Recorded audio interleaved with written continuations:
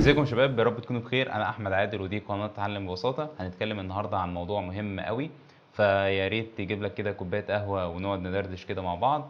بس قبل ما نتكلم في الموضوع ده، اولا الف مبروك لانك انت خلصت ثانويه عامه. ايا كان ايه هي النتيجه اللي انت جبتها، اهم حاجه ان انت خلصت من المرحله دي وانت لسه حرفيا ما بداتش الطريق. فلسه قدامك الطريق طويل قوي وتقدر تحقق كل اللي انت نفسك فيه. هنتكلم النهارده عن ايه؟ هنتكلم عن النهارده عن الفرق بين كلية هندسة وكلية حاسبات. وفي حالة ان انا ما جبتش مجموعة عشان ادخل الكلية دي والكلية دي وعاوز ادرس البرمجة، ازاي ادرس البرمجة وانا قاعد في البيت او من غير ما ادخل اي كلية خاصة بالبرمجة. فده اللي ان شاء الله هنتكلم عليه في الفيديو ده. فزي ما قلت لك كده، كوباية قهوتك ويلا نقعد مع بعض كده نتكلم، نشوف ايه هي هندسة وايه هي حاسبات.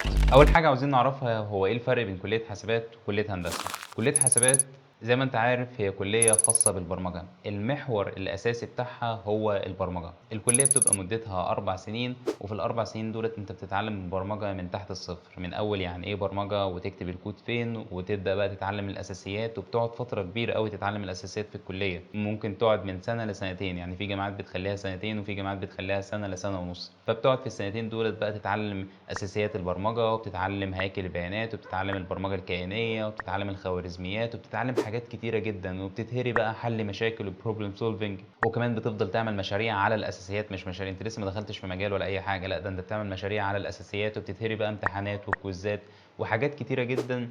فعلا في السنتين، في أول سنتين دول تعتبر أهم سنتين أصلا في الكلية نفسها. بعد ما السنتين دولت بقى يخلصوا أو السنة ونص على حسب الجامعة اللي انت فيها، بتبدأ بقى في مجال البرمجة نفسه.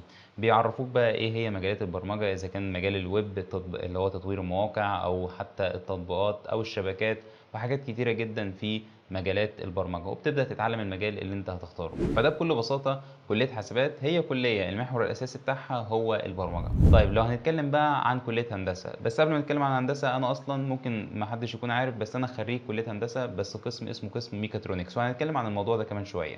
كلية هندسة المدة الدراسية بتاعتها 5 سنين مش 4 سنين. وزائد كمان ان هندسه ملهاش علاقه اصلا بالبرمجه. يعني انت لما تيجي تدخل كليه هندسه انت مش هتدرس حاجه في حاجه في البرمجه غير في التخصص اللي انت هتختاره. وممكن يكون في برمجه وممكن ما يكونش فيه، لا ولو كان في برمجه فالبرمجه دي هتكون خاصه بالتخصص اللي انت اخترته. يعني ايه؟ تعال نوضح الكلام. انا مثلا لو دخلت مدني، فانا عمري ما هدرس برمجه. هدرس برمجه ازاي في الكليه؟ مدني ملوش علاقه خالص بالبرمجه، قسم مدني يعني. طب لو دخلت قسم مثلا عمارة، برضو عمارة ملهاش علاقة بالبرمجة. طب لو دخلت قسم ميكانيكا، ميكانيكا برضو ملهاش علاقة بالبرمجة. يعني أنا في ال5 سنين كلية مش هدرس حاجة خاصة بالبرمجة. طب لو دخلت مثلا قسم كهرباء، هتقعد 3 سنين ما تتعلمش حاجة في البرمجة. وبعد ما تتخصص بقى في الكهرباء ده، إذا كنت هتتخصص يعني في قسم كهرباء، في تخصصات، في تخصص إذا كان اتصالات أو حاسبات، وفي جامعات تانية بيبقى في تخصصات أكتر. بس أنا لو دخلت قسم حاسبات فأنا هتعلم فعلا برمجة، بس البرمجة الخاصة بقسم كهرباء. مش هتعلم برمجة مثلا تطبيقات الويب، ولا هتعلم ان انا ازاي اعمل موقع، او ازاي ان انا اعمل تطبيق مثلا معين، او ان انا اتعلم اساسيات، او ان انا ادخل احل بروبلم سولفنج والكلام اللي احنا اتكلمنا في حاسبات. لا مش موجود نهائي في هندسه. طب مثلا انا القسم بتاعي اسمه ميكاترونكس. ميكاترونكس ده بكل بساطه بس هو عباره عن 3 اقسام في بعض: قسم ميكانيكا مع كهرباء مع البرمجه. طيب انا في ال5 سنين هندسه دولت اتعلمت فيهم ايه في البرمجه؟ انا ما اتعلمتش غير لغه سي، مش سي بلس بلس، لا لغه سي. اتعلمتها في ترم واحد بس في سنة تانية، ما اتعاملتش مع البرمجة نهائي في الكلية. ما شفتش أصلا برمجة تاني. طبعا قسم الميكاترونكس ده خاص بحاجات كتيرة جدا وشغله كتير وشغله متوسع. هنبقى نعمل فيديو إن شاء الله عنه بعد كده. بس برضو عشان تكون الصورة واضحة عندك، القسم بتاعنا ده مشهور بالشغل فيه إذا كنت هتشتغل في العربيات أو في حاجة اسمها Embedded System. الامبيدد سيستم دي حاجه اسمها الانظمه المدمجه، وان شاء الله هنعمل لها عنها فيديو برضه عشان الموضوع كبير برضه. يعني ايه الانظمه المدمجه دي؟ الانظمه المدمجه دي بكل بساطه زي حرفيا الميكرويف اللي عندك في البيت. الميكرويف ده عباره اصلا ان هو متبرمج عن طريق الامبيدد سيستم. ان انت البورده اللي موجوده فيه دي اللي هو اتبرمجت وانت عملت لها سيستم معين، ده اسمه امبيدد سيستم. فبنتعلم البرمجه بقى في القسم بتاعي ده عشان يفيدنا في الجزئيه دي. وطبعًا في حاجة لازم تكون عارفها، إن أنت دخلت كلية هندسة، دخلت كلية حاسبات، أنت كده لازم تتعلم من برّه، يعني الكلية كل اللي عليها إن هي بترسم لك الطريق وأنت بتدوس بعد كده، لكن مش هتدّيك كل حاجة مستحيل، فأنت لازم دورك هنا إنك أنت تتعلم من برّه بقى، إذا كان كورسات أو إذا كان documentation أو أي حاجة من الحاجات دي كلها، المهم إن أنت بتطوّر نفسك خارج الكلية. طب كده عرفنا الرؤية كده الفرق بين كلية هندسة وكلية حاسبات. لو أنا بقى جايب مجموع إن هو يدخّلني الكليتين، يا إما كلية هندسة يا إما كلية حاسبات، أدخل أنهي كلية؟ ده على حسب أنت. أنت لو بتحب البرمجة ما تدخلش هندسة، ليه تدخل هندسة لو أنت فعلًا بتحب البرمجة وحابب إن أنت تشتغل بالمجال ده؟ وكلية حاسبات كمان ليها ميزة إن هي 4 سنين مش 5 سنين، فيعني أنت هتوفّر كمان سنة.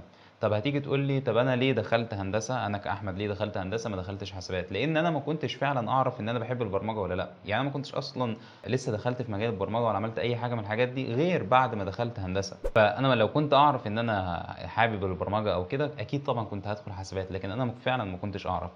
طب هتيجي تقول لي هل ينفع إن أنا أدخل كلية هندسة بس أتعلم برمجة؟ هاقول لك أنا جاي لك من المستقبل وأقول لك فعلًا الموضوع هيكون صعب، وأنت ليه أصلًا تعمل في نفسك حاجة زي كده؟ يعني ليه تدخل هندسة وتتعلم البرمجة وتشتغل بيها؟ طبعًا تتعلم برمجة أقصد بيها إن أنت عاوز تشتغل بيها، فأنت هتكون هنا بتتعلم مجالين صعبين جدًا، مجال الهندسة عشان طبعًا لازم تنجح ولازم في هندسة لازم تذاكر ولازم تحضر ولازم تعمل الحاجات دي كلها عشان تنجح، وهكذا برضه في حاسبات، بس أنت هتدخل كلية هندسة وتتعلم برمجة ما لهاش لازمة.